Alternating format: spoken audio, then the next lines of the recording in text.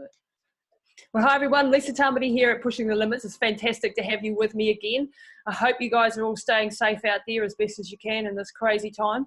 Now, I'm sitting today with the lovely Craig Johns from Canberra, and Craig is the CEO and founder of Energy to Perform. So welcome to the show, Craig. Thanks for coming on board. Oh, Lisa, it's great to be on your show after we had a great interview the other day. Yeah, it was fantastic. So I had the privilege of being on Craig's show as well. Active CEO, if anyone wants to go and check that out, Active CEO.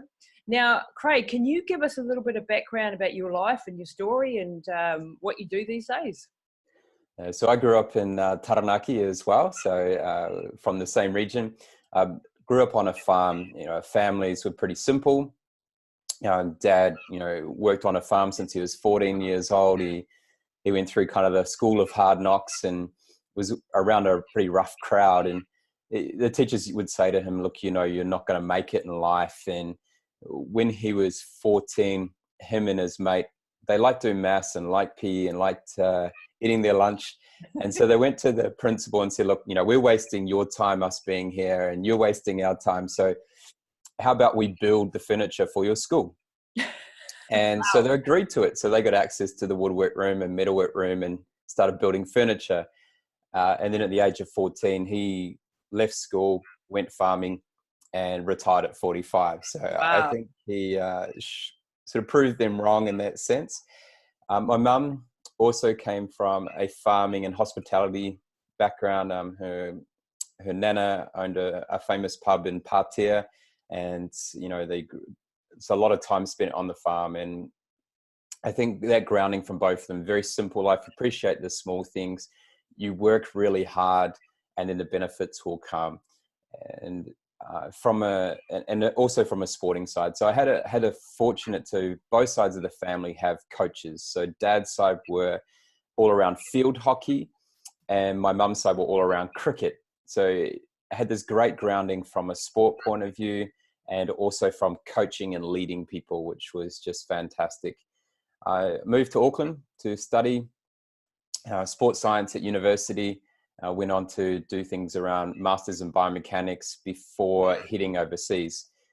So my work in Auckland during that time was around sports science for some of the Olympic teams, some of the professional sports, and was always coaching from the age of 15. So I love coaching swimming, surf lifesaving and triathlon, and was working with some pretty amazing athletes during that time. When I was 24, I got this call we've got a swimming coach opportunity for you in Taiwan. And I was kind of like, well, I'm living at Muriwai. I've got a beautiful view over the Muriwai beach in Auckland, and I've got these amazing opportunities. But I just thought, hey, I'm 24 years old. There's this incredible world out there. I know nothing about Taiwan. All I think of is these big, tall buildings. And my friend was like, no, it's really cool. There's like massive mountains. There's beautiful beaches. It's a safe place. It's just amazing people. And so I thought, why not? So I packed up my bags at 24 and that started my worldwide adventure, and I've now lived in 5 places and wow. Currently based in Canberra. And you've done a lot of work in the triathlon space, is that correct? So tell us a little bit about some of the sort of work you've been involved with there. Yeah, so I've been a triathlete since I was 9 years old was my first triathlon. Wow. And so it was in my blood from quite an early space. And I naturally transitioned into triathlon where overseas I was coaching the Taiwan national team and went through to work at one of the sort of most famous and beautiful places in Phuket called Tanyapura, which is the only place where they have sport, mind, health, education, hospitality as an integrative approach. And so we were working with a lot of the world's top triathletes there. And then the last 5.5 years, I've been in Australia as a CEO of the sport of triathlon in Canberra, and then working with the national team. So quite a big involvement, and it's just a beautiful sport with a great community. Yep. So, okay. So what have you learned as a person from being an athlete that you've taken over into your corporate world, if you like, into your business and what you're doing now? Yeah, so I think when you're very young and you're in sport, you learn some great basics for succeeding in life. So you have time management, discipline, hard work, overcoming adversity, resilience. If we look at what's happening right now in the world around COVID-19 and coronavirus, it really sets you up to handle those situations well. You've experienced loss before, you've experienced hurt and pain before, you've experienced the unknown and overwhelm many times, and you've always made a way out of it. Yeah. You just don't give up. You could be out on an 8-hour bike ride and you're stuck 3 hours from home and you've run out of energy and you're battling a 80k an hour headwind and it's 5 degrees and you just don't want to go on any longer, but you start playing mind games, you think positive thoughts, and next minute, and you just go from lamppost to lamppost or town to town, and then next minute you're like, oh, I'm only 20 minutes from home. And you get home and it kind of feels a bit tiring, and then you kind of wake up the next day and go, oh, what's next? Where's the next big challenge? So I think those aspects are really good. And a sport like triathlon, you win less than you lose. So, in a team sport, you've got a 50% chance of winning every single time. And I was fortunate to be in a field hockey team where we never lost a game. The Stratford hockey team in the Taranaki League, they went something like 270 games straight without losing a game. It's a record in New Zealand for any sport. And it was a phenomenal time to be part of that, because I learned how to win. And there's some great lessons in winning all the time. However, in triathlon, there's also potentially a better side where you are learning so much, because it is so difficult to win when you might have, a couple of thousand people on the start line, or even if it's 50 on the start line, your chances of winning are not that high. No. You have to learn to deal with winning isn't everything, but what is winning?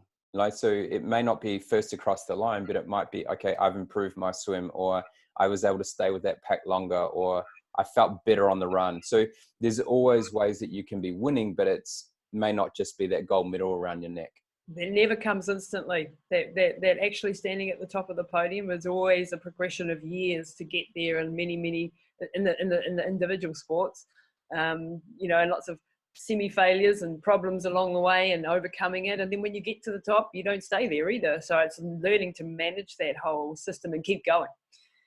So the biggest lesson there would be, definitely keep working towards your goals. Would that be right?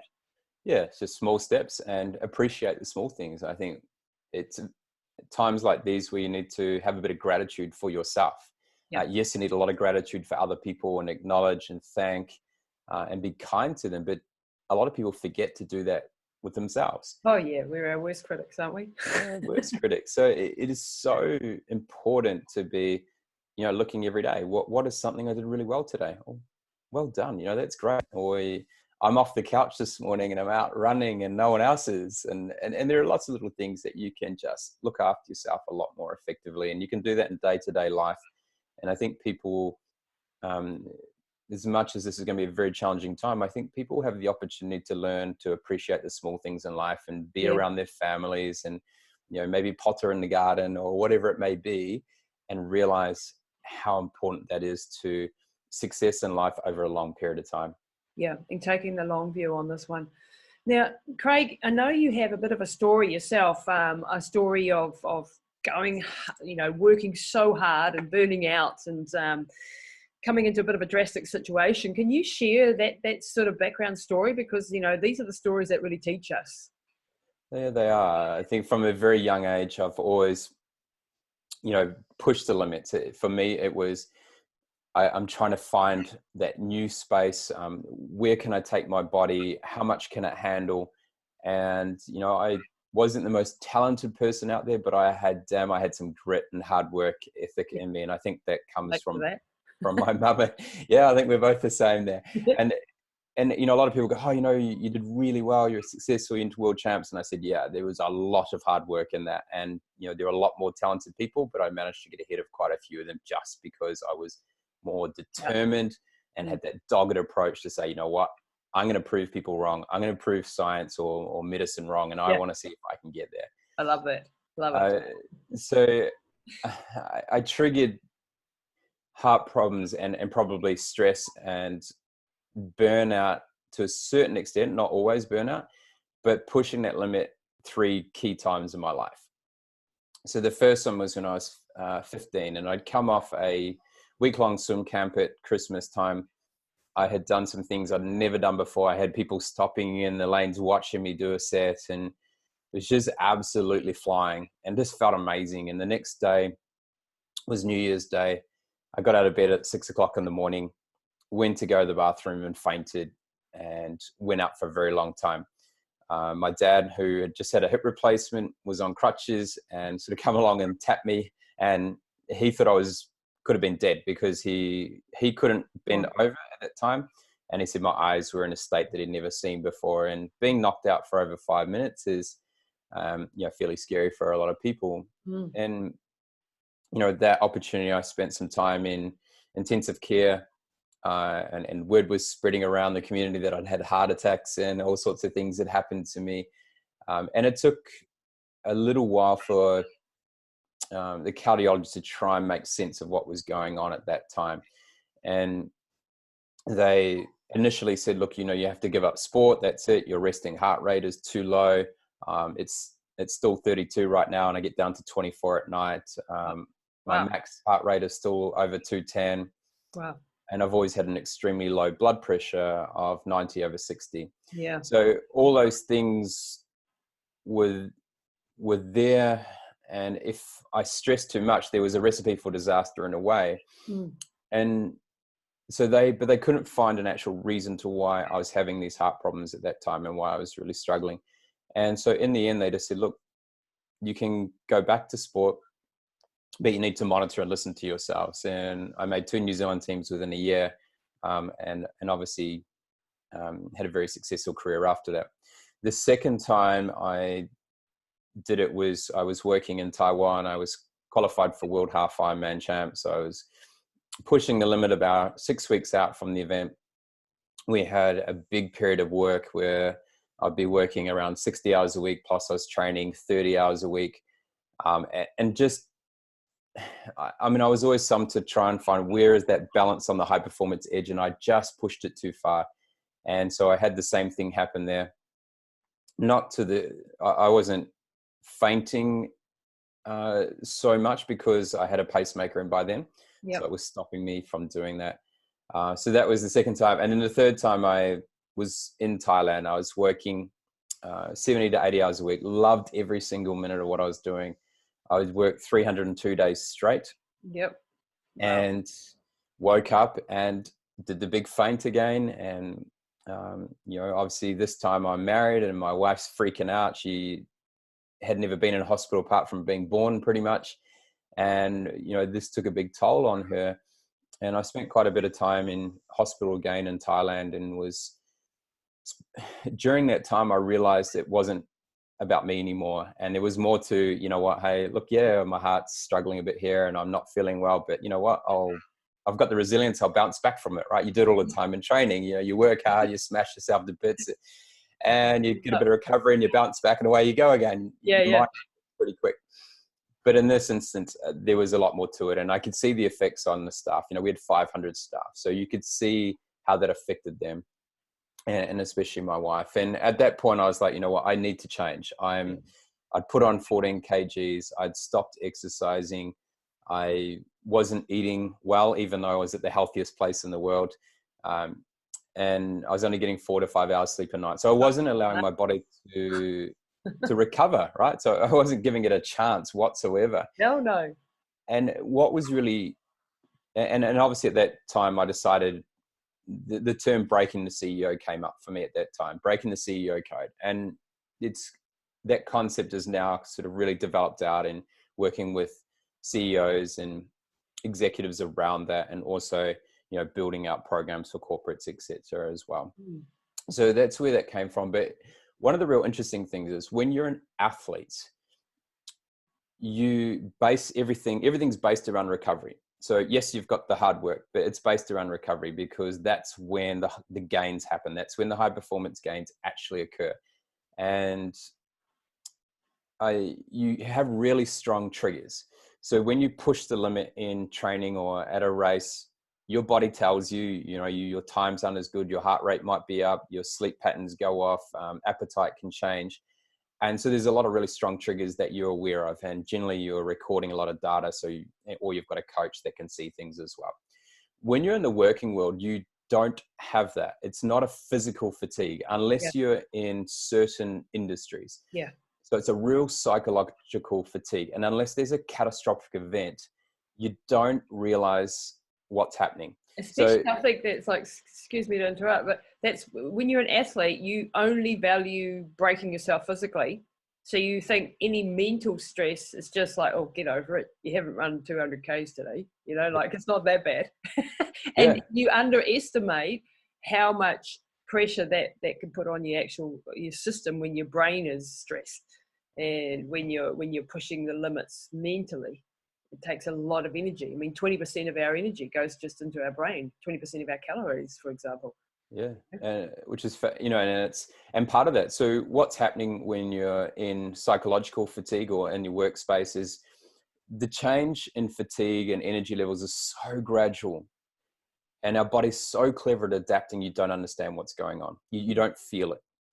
And it keeps dropping and dropping and dropping and dropping until it's too late. You don't realize it. Crash. And generally it's either you take a couple of days off, or you go on a planned holiday and you get sick quite often, or you get to a point where I did, where I had just worked 302 days straight, full on 100% the whole time. It was go, 24/7, never stop thinking.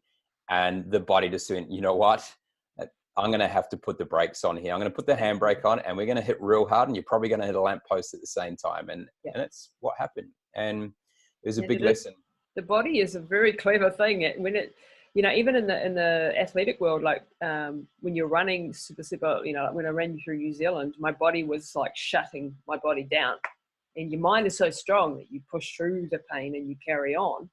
And then my body actually did, pick up, and I could carry on till the end of that run.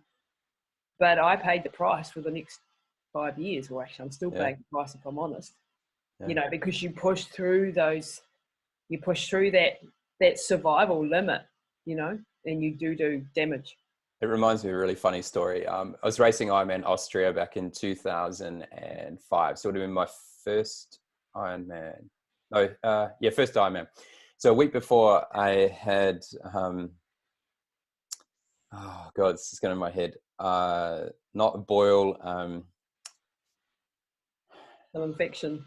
Gone in my head. Anyway, so I had a medical problem. Yeah. And so from that, they said, oh, look, you may not be able to race.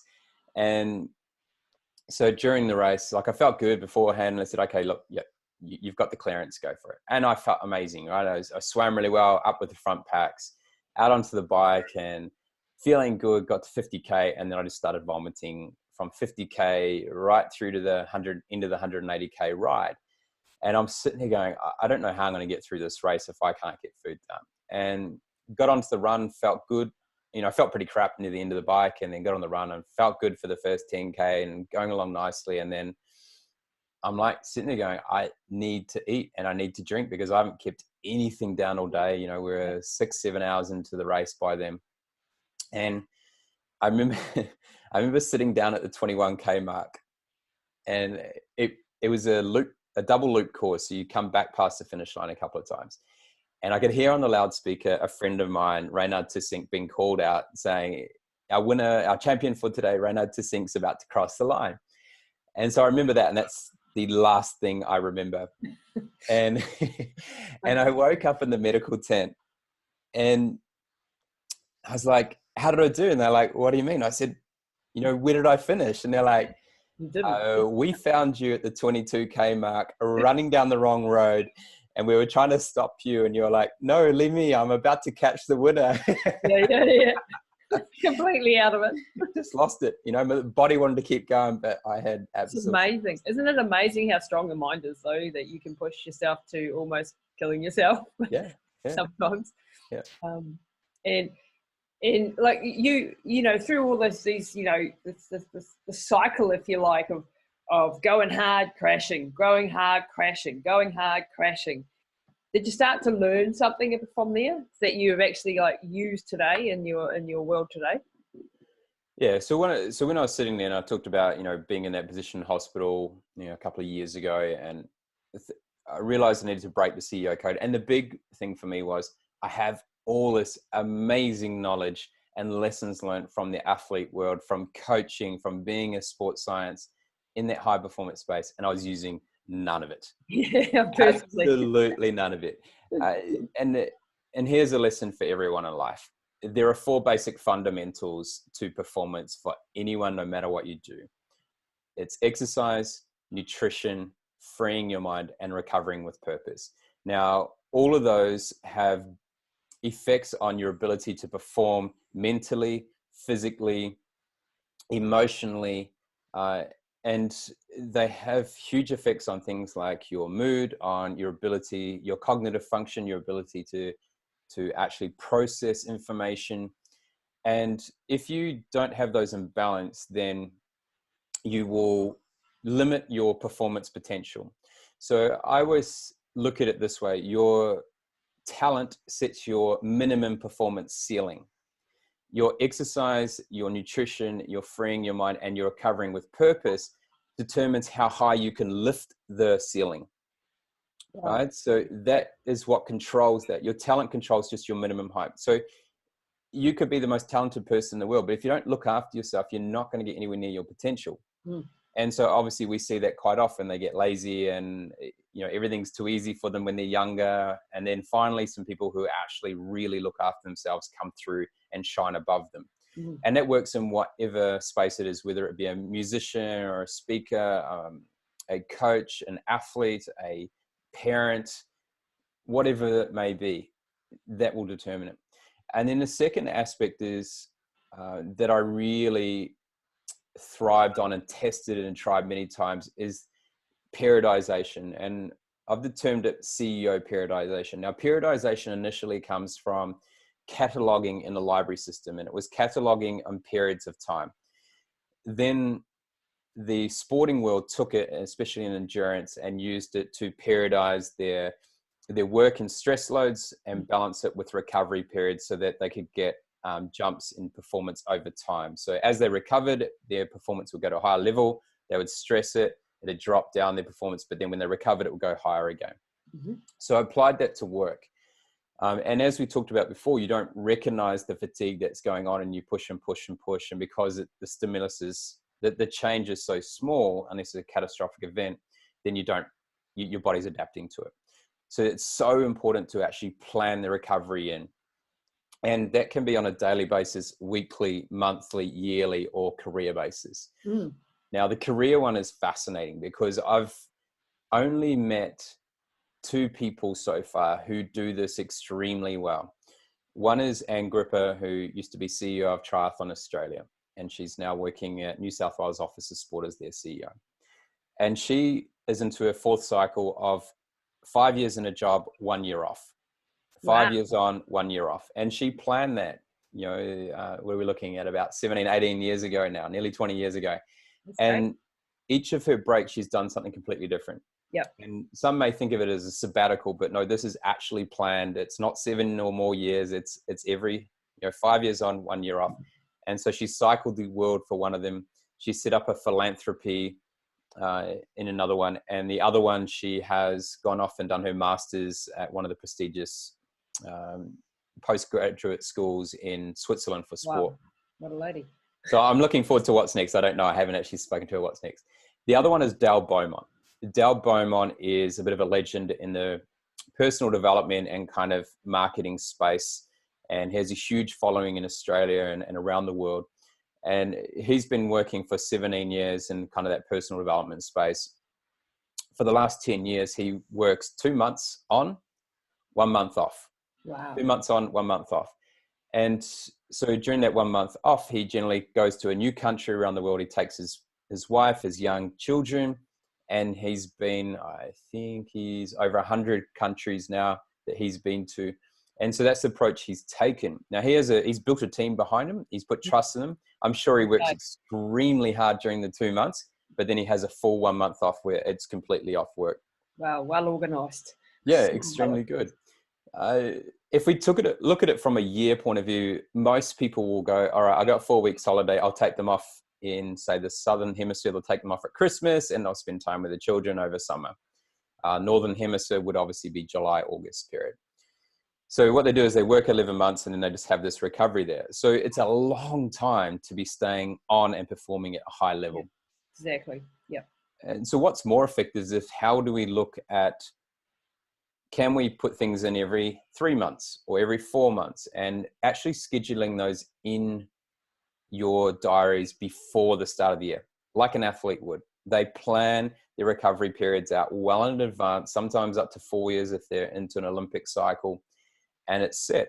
And you set that with your family and you plan that so that you're both off at the same time, if that's what you want to do. If you're married, if you're not, then obviously you just need to look after yourself. It's a bit easier. But actually plan that time away from the work that you're doing, away from the passion that you're in.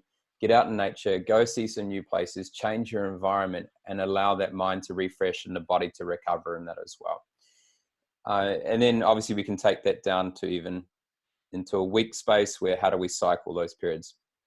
What has been fascinating through the research we've done is pretty much in endurance athletes and also in anything that's done in business, it works out to be about a 3-to-1 work to rest ratio. Yeah, 3-to-1.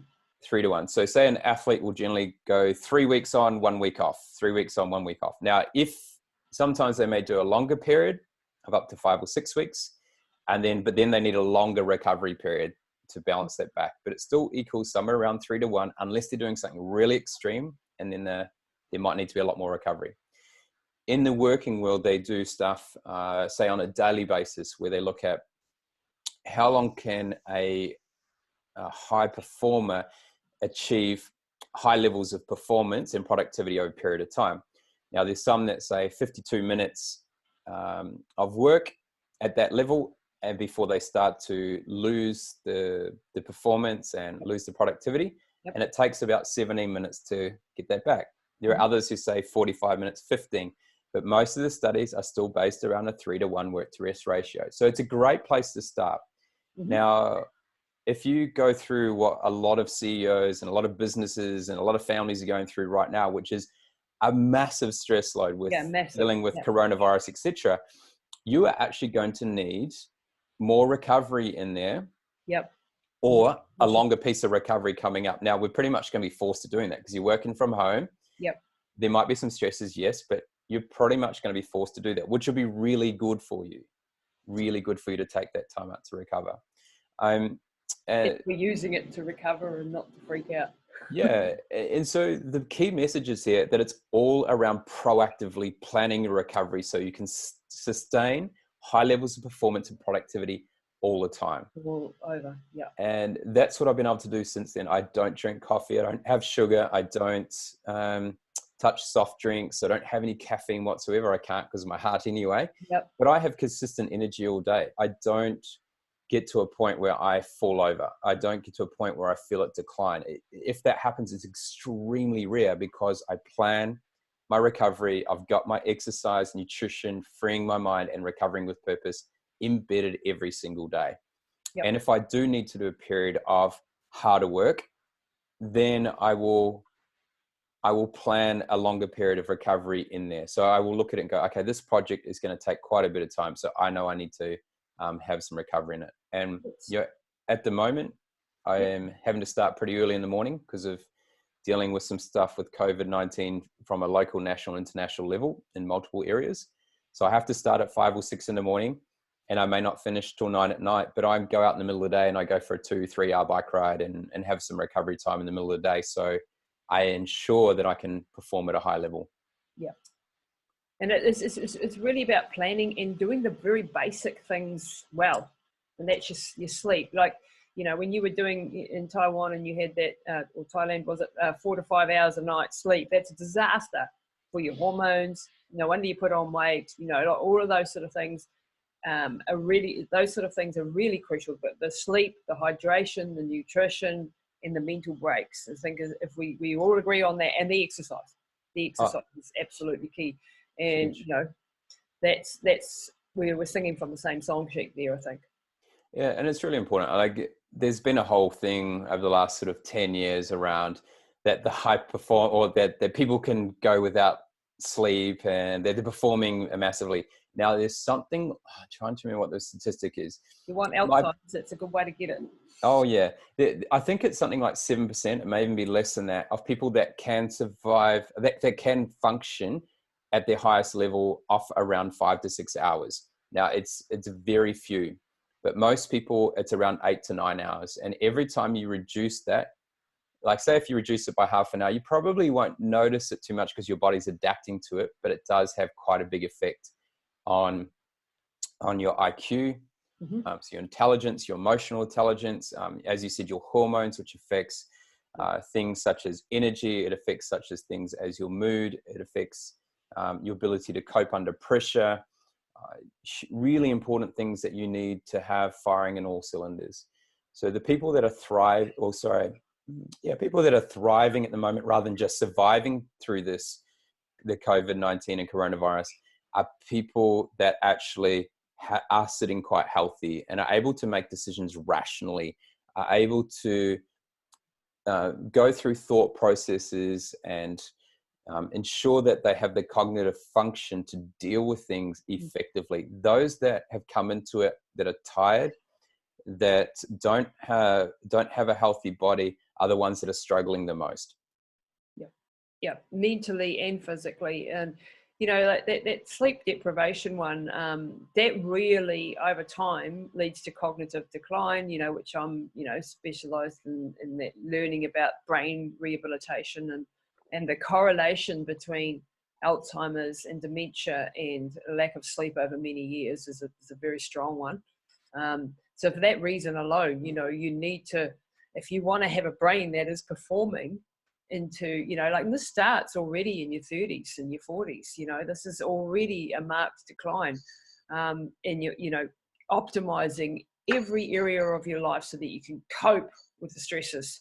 Like I've got a relatively healthy, fit body, and I can face this crisis with a better lot of energy to focus on. Like I've got more to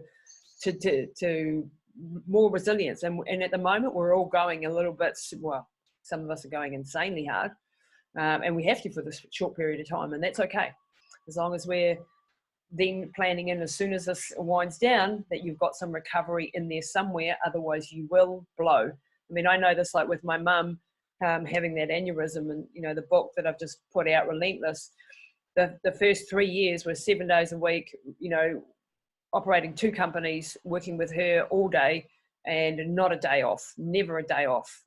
All day, in the first 6 months it was round the clock, and there was hardly any time for sleep. It was 4 to 5 hours of sleep, and I paid a massive price, but I had to survive. And now I have to, my body isn't quite as resilient as it should be, and I have to rebuild those resources again. And that's an extreme, situations that you had to, and we know as athletes how to do that for a period of time. The thing is, don't mistake mental toughness with you're still a human. You're not bulletproof. And even though we like to think we are as athletes, we're not, and we will have limitations, and we need to respect our bodies and give them time to come back sooner or later, and hopefully sooner. So Craig, I need to wrap up shortly, and I know that you've got lots of things to get on with. So the periodization, the 3 to 1, is a really important factor. Adhering to the basics. What else have you, like, what else would you like to leave as parting words for people to think about, and where can they find you and reach out to you if they want to work with you? Yeah, brilliant. I think one of the most important things is that it's about the basics. If we look at the most effective sports teams in the world, or most effective athletes, they focus a lot on the basics and getting them right. What we're seeing a lot now in, say, the sporting world is we're seeing a lot of people going for the shiny things. They want to mimic the plays that the All Blacks do. They want to be trying to do the same sessions as an Olympic runner.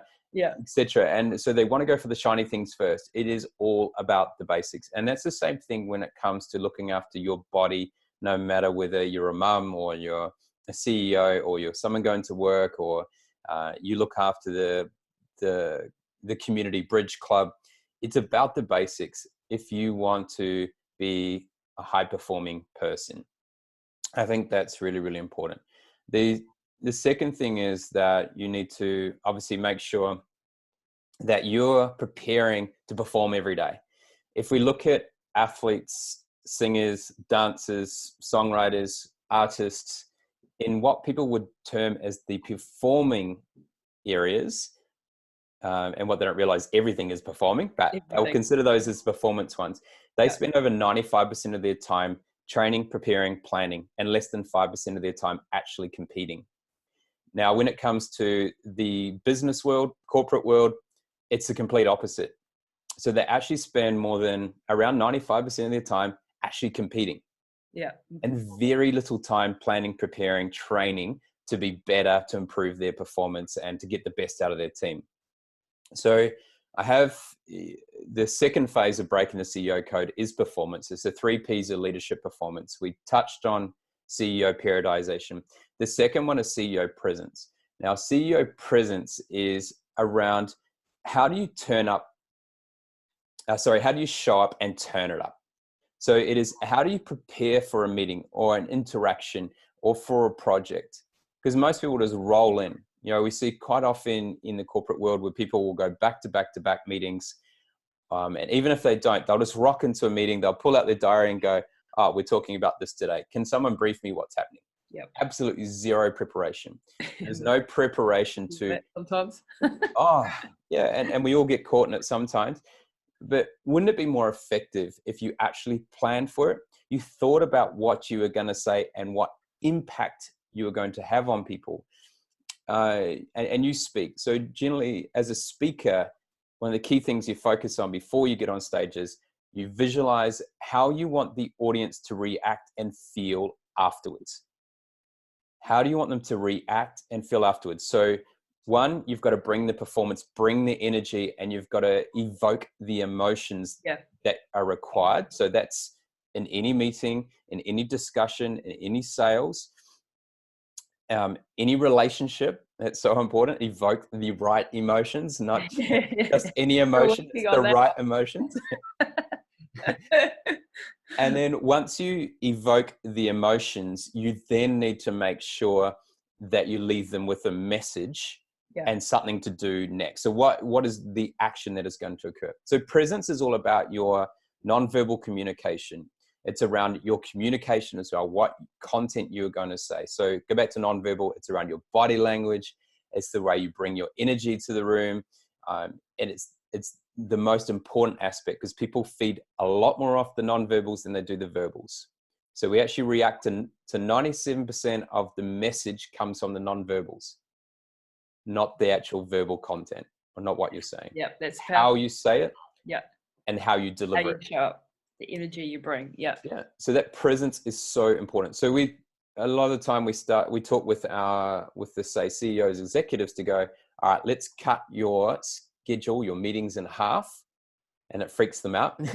And we normally have to get the PA on to do it. And it teaches them to delegate the low and medium priorities to other people to look after. And so they just focus on the high priorities. And this is so important right now during COVID-19 and coronavirus. Yeah. You need to identify what are the high priorities and then determine what is going to have the greatest impact with the least amount of effort.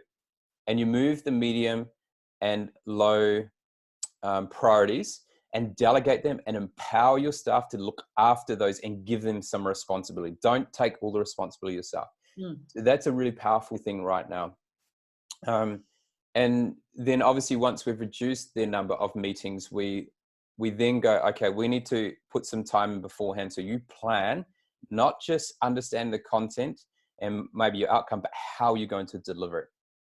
And then after the meeting, you need to make sure you've got a debrief and some time to recover, because we need to make sure that you're performing that 3-to-1 work to rest ratio throughout the day, so that come 4 or 5 o'clock when you may need to be making some really key decisions, you still have the energy, you're still able to perform at your best to bring the best out of the people you've got.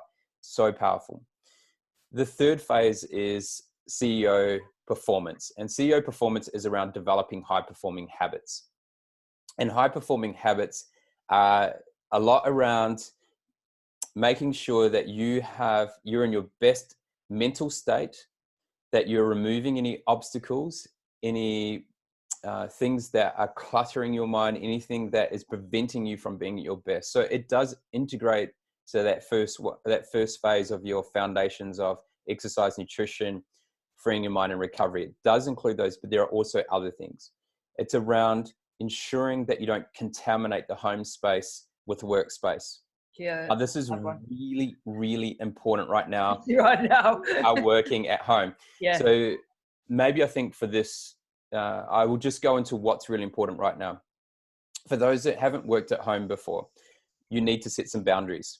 Create a space where you do work only and only work. Mm-hmm. So you need to make sure that you can keep the children away, if possible. Unless they're really young, you may need to adjust this. That drinks can't be spilled, etc. That distractions are put to the side.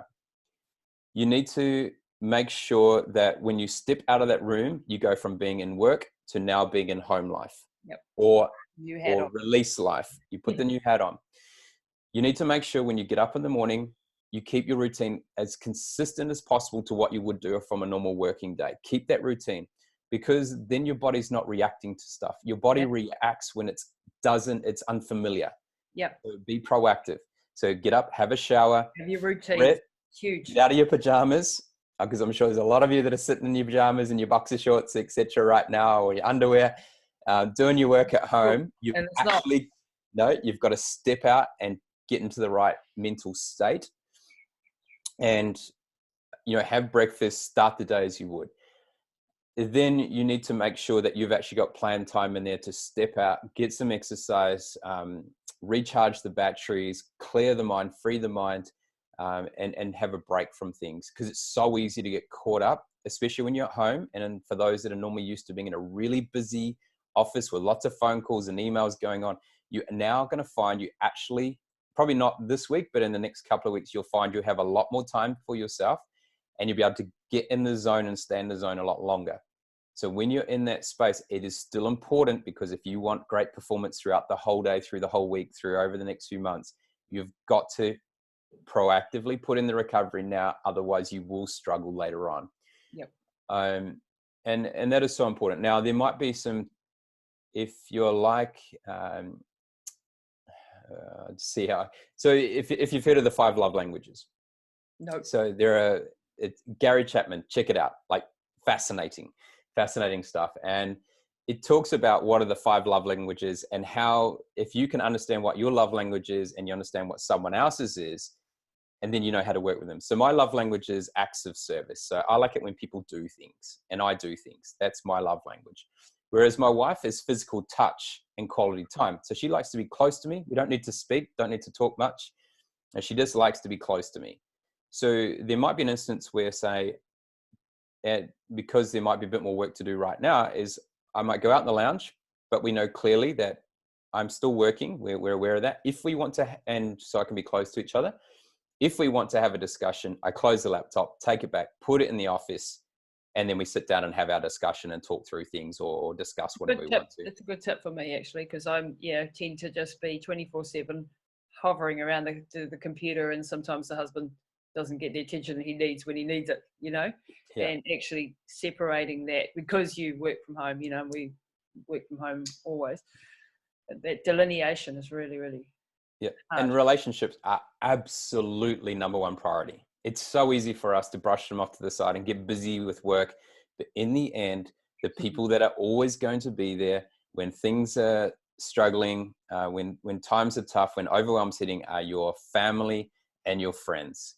And so if you negate them during any time of the year, you can do it for a little bit, but if you do it over a long period of time, that relationship will deteriorate. So make sure, if you've got healthy relationships, you have a healthy life, and you have healthy work and productivity and performance. Excellent. So that gives a nice wrap, I think, for that I section. think that's a perfect wrap up. So Craig, where can people reach out to you? I know you have a whole bunch of things that you offer and courses and work that you do with CEOs and so on, as a speaker, etc. Can you just give us where they can find you, and we can put that in the show notes too?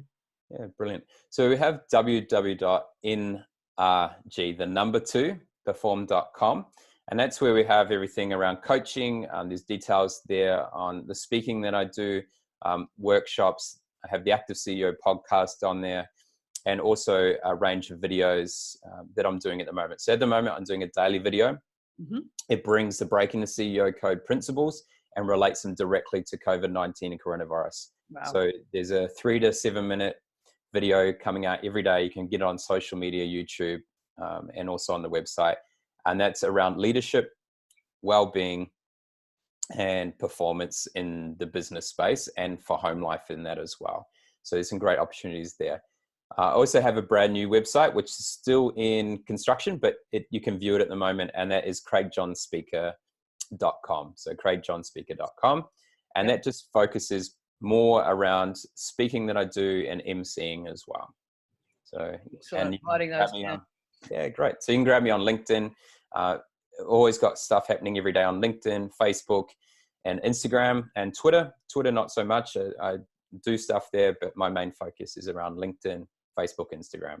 Fantastic. Craig, thank you so much for your insights, your wisdom, your knowledge today, and sharing that in this difficult time. I know that some of these practical work tips and life tips and help and support will be well received and are going to help people during this crisis. And, you know, right now, more than anything, I think that the work that you do and what we do as well is very pertinent and very relevant to today's crisis, and keeping people safe and healthy, and mentally healthy to get through this horrible crisis that we're all facing. So, Craig, thank you very much for your time and your energy today, and thanks for having me on your show. I really appreciated that. And we'll be anything else you want to say before we go? Lisa, thank you very much. It's an absolute pleasure. Love speaking and connecting with you. Bring out some really interesting questions and some great topics to discuss, and really there to help people. You know, it's pushing the boundaries to go, you know what, let's do things better or even different to what we've done before, because it's so important that we have more people out there being high performing leaders and high performing people who are having a really positive and calming and effective influence on the people around them right now. So Thank you very much. Thanks, Craig.